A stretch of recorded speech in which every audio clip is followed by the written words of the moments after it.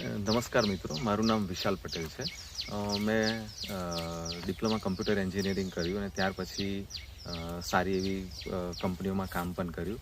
અને એક સમય એવો હતો કે બહાર એબ્રોડ જવાનું એક સપનું હતું, તો બહાર જઈને પણ અમે સિંગાપુર જઈને અમે સેટ થવાનો પ્રયત્ન કર્યો.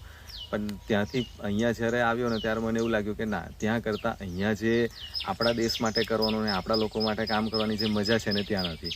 એટલે અહીંયા આવીને મેં સ્ટાર્ટિંગમાં ઇનિશિયલ જોબ કરી અને જોબ પછી ફાધરે એક સમય એવો આવ્યો કે એવું કીધું, ભાઈ હવે આપણાથી ખેતી થાય એવી નથી, કારણ કે એમની પણ એજ થઈ રહી હતી. ત્યારે મેં એવું વિચાર્યું કે ના, હવે આપણે ખેતી તરફ વળીએ. અને એ ખેતી તરફ જ્યારે વળવાનું શરૂ કર્યું ને ત્યારે મને એવું થયું કે એમના પહેલાં તો પ્રોબ્લેમ એમનો જે છે, એમને જોઈન્ટ્સના પ્રોબ્લેમ ચાલુ થઈ ગયા હતા. એટલે આ સરગવાની ખેતી ચાલુ કરી અને એમાંથી જે પાનમાંથી પાવડર બનાવ્યો અને એ પાવડર એમને આપવાનો ચાલુ કર્યો. ધીરે ધીરે એમના જોઈન્ટ્સના પ્રોબ્લેમ સોલ્વ થઈ ગયા અને અત્યારે એવું થયું કે એ જાતે પાછા ખેતી કરતાં એક્ટિવ થઈ ગયા. એટલે જ્યારે આપણા જ ઘરમાં અનુભવ એવો થયો કે ના, કોઈ પણ રોગનું નિવારણ આનાથી થઈ શકે છે, તો બીજાનું કેમ નહીં. ધીમે ધીમે આમાં રિસર્ચ કરવામાં ખબર પડી કે સાયન્ટિસ્ટો આને સુપરફૂડ તરીકે ઓળખે છે અને બહાર એબ્રોડમાં એની ડિમાન્ડ બહુ જ છે. તો અમે ધીરે ધીરે એમાંથી ઘરના બધા જ મેમ્બર અમે આ જ કામ કરીએ. સવારમાં ઉઠીને ભાઈ પાન તોડો, એમાંથી પાવડર બનાવો અને પાવડર બનાવીને ધીમે ધીમે આપણે માર્કેટિંગ કરીએ. જ્યાં જરૂર છે ત્યાં મટીરિયલ પહોંચાડ્યું. આજે એવું છે કે રોજનું જેટલું મટીરિયલ બને છે એ બધું જ વેચાઈ જાય છે. અને આ બધું કામ કરવાની પાછળ અમને બધાને મજા પણ આવે છે, પ્રકૃતિની સાથે રહેવાય પણ છે.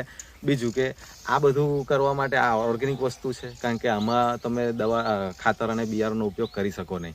તો ઓર્ગેનિક જ્યારે તૈયાર કર્યું તો આપણી હેલ્થ બાય ડિફોલ્ટ સારી રહેવાની છે.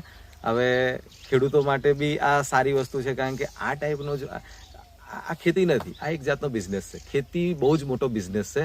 હકીકતમાં દરેક માણસ ખેતી કરવાનું ચાલુ કરે ને તો એના જેટલો મોટો બિઝનેસ કોઈ કરી નથી શકવાનું, કારણ કે પોતાની વસ્તુ પર જ આપણે બધી જ વસ્તુ કામ કરવાની છે. આના માટે કોઈ આપણે જગ્યા ભાડે લેવા જવાનું નથી. આપણા પુરખોએ જમીનો આપેલી જ છે, એ જ જમીન પર કામ કરવાનું છે અને એ જ જમીનની જે પ્રોડક્ટ નીકળે છે એને આપણે સેલ કરવાની છે. તો આનાથી મોટો કોઈ બિઝનેસ જ નથી. અને એમાં પણ જો આવું ઔષધિ અને આયુર્વેદિકની સાથે જોડેલી આઈટમ રાખીએ, વધુમાં વધુ એમાં જો આપણે ઓર્ગેનિક કરીએ છીએ, તો એક રીતે આપણે બીજા જે માણસોને આ મટીરિયલ આપીશું ને તો એમની પણ હેલ્થ સારી રહેશે. એ પણ એક સેવાનું કામ છે.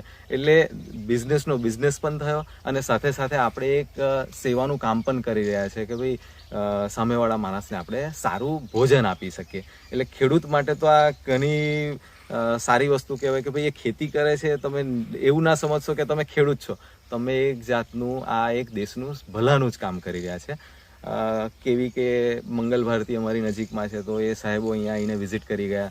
એમને પણ ઘણું બધું માર્ગદર્શન આપ્યું. અત્યારે સરકાર તરફથી પણ ઘણી બધી સહાયની યોજનાઓ ચાલી રહી છે, તો એ પણ અત્યારે આમાં મશીનરીને એનું પ્લાનિંગ કરી રહ્યા છે કે ભાઈ ખેડૂતને વધારવા માટે શું કરી શકીએ.